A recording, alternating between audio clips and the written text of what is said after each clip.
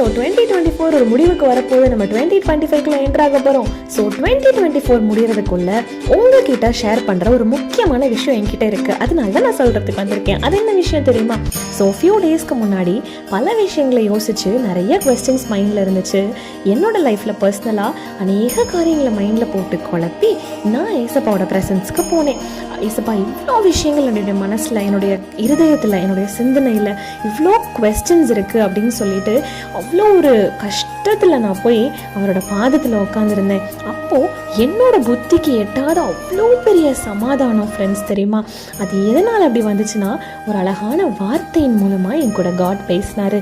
அதுதான், உங்கள் பேரில் நினைத்திருக்கிற நினைவுகளை நான் அறிவேன், அவைகள் தீமைக்கு அல்ல, சமாதானத்துக்கு ஏதுவான நினைவுகள்.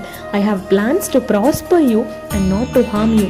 ஸோ சிம்பிளாக நான் சொல்கிறேனே, இந்த உலகத்தையும் உங்களையும் என்னையும் கூட படைச்ச தேவாதி தேவன் ஆண்டவராகிய இயேசு கிறிஸ்து, அவரோட இருதயத்தில் உங்களை பற்றியும் என்னை பற்றியும் ஒரு துளி கூட தீமையான எண்ணமே கிடையாது ஃப்ரெண்ட்ஸ்.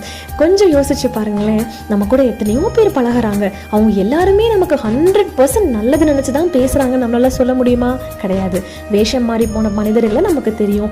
நல்லா பழகிட்டு கடைசியில் காலவாரி விட்ட மனுஷர்களையும் நமக்கு நல்லா தெரியும். ஆனால் இயேசு கிறிஸ்துவோட இருதயத்தில் உங்களை பற்றியும் என்னை பற்றியும் 100% நல்ல எண்ணங்கள் மட்டும்தான் இருக்குது. அதுதான் உண்மை.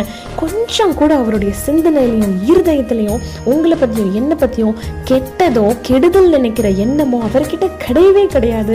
இதுலேருந்து நமக்கு என்ன தெரியுது?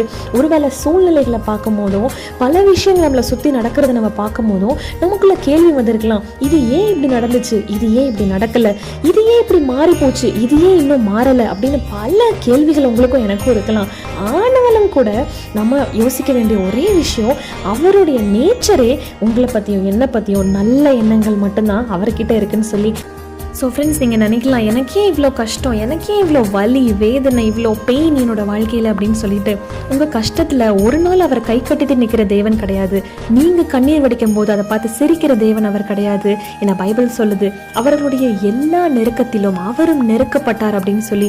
நீங்கள் கடந்து போகிற ஒவ்வொரு கஷ்டமான சூழ்நிலையும் அவருக்கு நல்லாவே தெரியும். நீங்கள் தெரிஞ்சுக்க வேண்டிய விஷயம் என்ன தெரியுமா? என்ன கஷ்டப்படுத்தி பார்த்து சிரிக்கிற சந்தோஷப்படுகிற தேவன் அவர் கிடையாது. என் கஷ்டத்தில், என் கண்ணீரில் அவருக்கும் பங்கு இருக்கு. அவர் என்ன சொல்லியிருக்கிறாரு? உலகத்தில் பிரச்சனையே வராதுன்னு சொல்லலையே. உலகத்தில் உங்களுக்கு உபத்திரம் உண்டு, ஆனாலும் திடன் கொள்ளுங்கள், நான் உலகத்தை ஜெயித்தேன் அப்படின்னு சொல்லியிருக்கிறாரு. அப்படிப்பட்ட ஆண்டவருடைய இருதயத்தில் உங்களை பற்றியும் என்னை பற்றியும் நல்ல விதமான எண்ணங்கள் மட்டும்தான் இருக்கு ஃப்ரெண்ட்ஸ். ஒரு நாள் கூட நம்ம வாழ்க்கை இப்படி ஆயிடணும், இப்படி நாசமாக போயிடணும் அப்படின்னு ஒரு நாளும் அவர் நினைக்கவே இல்லை.